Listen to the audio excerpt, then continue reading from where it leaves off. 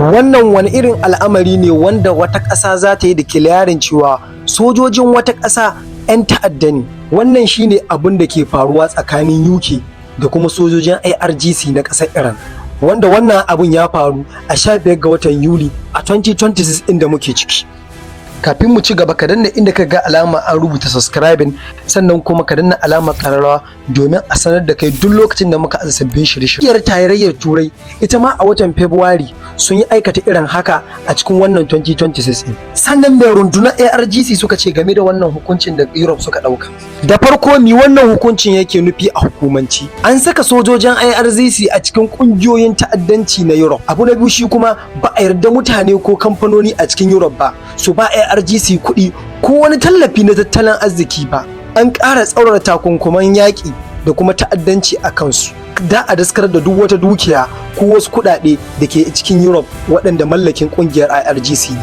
Daga ƙarshe Iran ta yi Allah wadai da wannan al'amari kuma ta ce ba ta yarda da wannan hukuncin ba. Akwai waɗanda suka rabu biyu, wasu na ganin cewa wannan hukuncin ya yi daidai da dokokin ƙasa da ƙasa, wasu kuma suna ganin cewa bai yi daidai da dokokin ƙasa da ƙasa ba. Waɗanda suka ce bai yi daidai da dokokin ƙasa da ƙasa ba su ne waɗanda suka ce a sashen dokar ƙasa da ƙasa yake cewa wato dole kowace ƙasa ta mutunta ikon mallakar wata ƙasa, wanda a wannan abun yana nufin ƙasa tana da ikon tafiyar da harkokin tsaronta ba tare da tsoma bakin wata ƙasa ba a cikin wannan al'amarin. Waɗanda ke kallon cewa wannan hukuncin ya yi daidai da dokokin ƙasa da ƙasa su ne waɗanda ke kallon cewa kowace ƙasa tana da dama da za ta iya wani hukunci a cikin ƙasarta muddin wannan hukunci zai kasance a cikin kotunan ƙasarta ne. Daga ƙarshe za mu ce me jagororin IRGC suka ce game da wannan al'amarin, sannan kuma me wannan al'amarin yake nufi a siyasar duniya.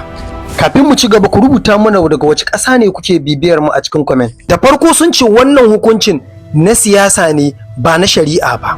Wannan hukuncin an yi shi ne domin a siyasantar da al'amarin ba tare da amfani da mai dokokin ƙasa da ƙasa suka ce ba. Abu na biyu sun ce rundunar IRGC tana ƙarƙashin rundunar sojojin ƙasar, ayyana ta a matsayin 'yan ta'adda kamar ayyana sojojin ƙasar ne a matsayin 'yan ta'adda. Sannan abu na uku sun yi gargaɗin cewa Iran ba za ta bar wannan al'amari ba tare da mayar da martani, wanda ma suka kara da cewa duniya fa ta sani cewa sojojin IRGC suna cikin sojojin da aka yi amfani da su wurin dakale kungiyar ISIS a cikin yankin gabas ta tsakiya da kuma yankunan duniya baki daya. Daga ƙarshe za mu ce me hakan yake nufi ga siyasar duniya. Abu na farko shine UK da Europe suna kallon cewa kungiyar IRGC ta zama masu barazana ga harkokin tsaronsu na cikin gida da kuma wajen ƙasa.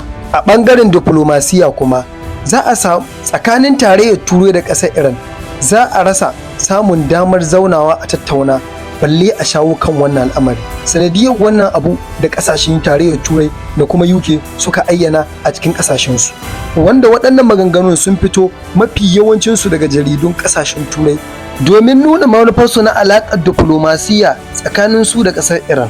Daga ƙarshe kar ku manta ba tare da kun danna mana alamar subscribing, sannan ku danna alamar ƙararrawa domin idan muka aza sabbin shirye-shiryenmu ku ga abubuwan da ke faruwa, domin yaɗa abubuwan da ke faruwa a cikin gabas ta tsakiya, nahiyar Afirka da kuma sauran ƙasashen Turai baki ɗaya.